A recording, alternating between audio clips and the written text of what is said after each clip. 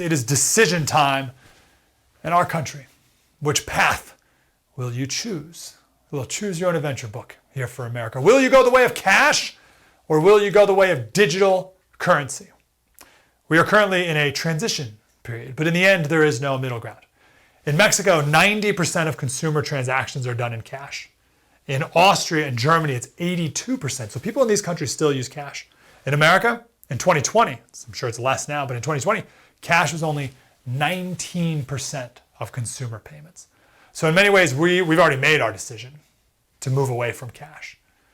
And it's been a process. This is a news clip from 1993, Burger King, when they first decided to use credit cards. Cash or credit? What? The home of the Whopper is offering cash or credit. I think it's pretty bad if you have to use a credit card when you go to a fast food restaurant for something as little as $3.10. If I use my GM card, I get a 5% rebate. Thank you. If I eat here long enough, I'll be able to buy a pickup truck. Burger King bosses say workers won't have to figure out how much change the customer gets back. I just hope it doesn't slow things down at the cash and carry, that people are going to be having to call New York and get the confirmation or, whatever it is, because when I want a Whopper, I want it now. That's so fun. I love that clip. Look at these people using credit cards for burgers. That's crazy. And now that's pretty much all anyone uses for anything. We have $1 trillion in credit card debt right now. But it wasn't that long ago. Cash was 100% of all of our payments. There's no other way to pay for anything. Maybe a check. It was Frank McNamara, 1959. He went out to dinner one day in New York City and he forgot cash. Left his wallet at home, had to do the dishes in the back. So he came up with the Diners Club card. It was a card that you could only use at a few restaurants. So you could eat now, pay later. Within 2 years, there were 42,000 people who were using these cards. Then the banks jumped in, and then they made it so, of course, you could buy it on more than just food. Anywhere credit cards were accepted. That started in 1958. Bank AmeriCard was the first one, which today we know as Visa. That was in 1958 were the first credit cards. And now younger people don't carry cash at all. I'm the older end of the millennial side, and I don't have cash on me. I'm not walking around with cash. Ballparks, different places are cashless. You're not even allowed to use cash. This is a guy in England, a chap, demanding that he pay for something in cash in a store that says no cash allowed. And listen to what the cashier says. I'm going to buy some strawberries and I'm offering exactly the right amount of money here on the help desk. So you people take that money, £1.90, and I will take my strawberries outside. You can't If take you want to that. call the police, You can't take call that. the Police is on their way. You can't take that. Police is on their way. You can't take I love that guy. Police are on their way. Police are on their way. It's like I paid you £1.90. Here are my strawberries. I'm out of here. Nope, can't do that. Police are on their way. So why have we gone this way? Convenience. Americans will do almost anything, no matter how bad of an idea it is, if it's easier. There was a company back in 2017 that offered to put a computer chip in people's hands. And the pitch was that you can now pay for things at a vending machine faster. You just you put the chip in front of it, the one that's in your body. And I remember that's Today's Show. The Today's Show's like, oh, look at these guys. They put computer chips in their arm, no big deal. And they loved it. Everyone's like, oh, it's so convenient. Like, doo-doo-doo, and you get your Fritos. It's so convenient. Okay, sure, but that doesn't make it good. But companies are always trying to make things easier for you, get them to you faster, right? Amazon, one click. Netflix, the next episode goes automatically. The food, of course, is fast. It's not healthy, but it's fast. Everything's faster. Everything's easier. But does that mean it's better? No, it hasn't been that long since we've had credit cards, and now Americans are $1 trillion in debt. Convenience. But this is all a middle step. This is an intermediary step to digital currency, not cryptocurrency. That's different. Government-controlled currency. So right now, you, bank, government.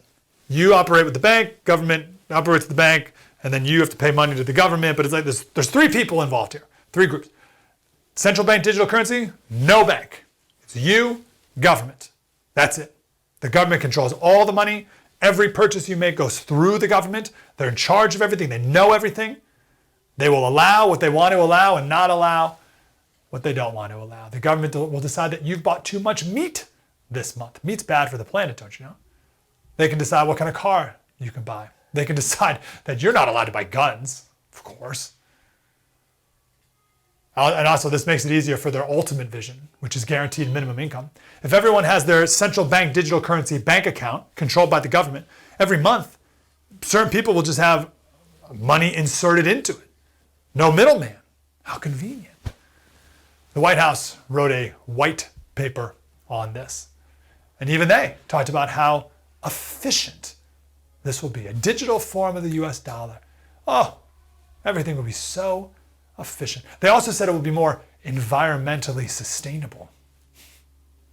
Oh, Slater, come on now. This is all very dystopian. This is absurd. This will never happen. You're being ridiculous. Okay.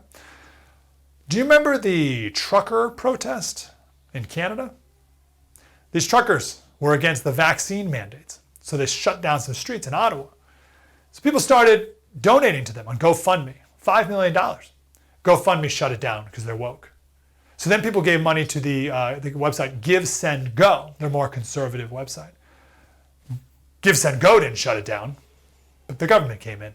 They shut it down. And the government froze the personal bank accounts of at least 200 people, totaling $8 million. That's $40,000 per bank account, frozen solid. Then someone hacked into the Give, Send, Go, and they found everyone who donated and put those names of people and businesses online to shame them, to boycott those businesses and shame those people for daring to support this truckers' protest. But don't worry, that will never be a problem, because with the central bank digital currency, you just won't even be able to donate to whoever you want to.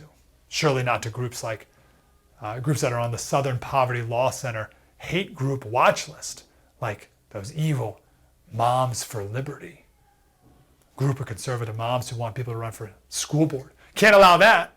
So if you want to donate to them, you won't be able to. The government central bank digital currency won't even allow it.